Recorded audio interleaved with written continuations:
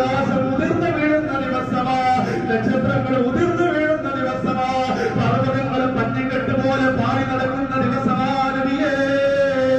അന്ന് അല്ലാഹു അവന്റെ മലക്കുകൾ വരി വരിയായി കൊണ്ട് മലക്കുകൾ കടന്നു വരുന്ന ദിവസം.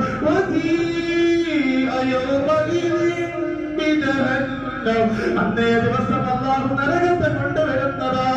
ആ നരകത്തെ കാണുമ്പോ ലോകത്തിന്റെ നായകൻ നബി മുഹമ്മദ് മുസ്തഫ സല്ലല്ലാഹു അലൈഹി വസല്ലം തങ്ങൾ പറയുകയാ, നമുക്ക് മരണമുണ്ടായിരുന്നെങ്കിലേ ആ നരകത്തിന്റെ വരവ് കാണുമ്പോ തന്നെ അവര് മരണമടഞ്ഞിരുന്നു എന്ന് സയ്യിദുനാ റസൂലുള്ളാഹി സല്ലല്ലാഹു അലൈഹി വസല്ലം തങ്ങൾ പറയുമ്പോ എങ്ങനെ സഹിക്കും പ്രിയപ്പെട്ടവരെ?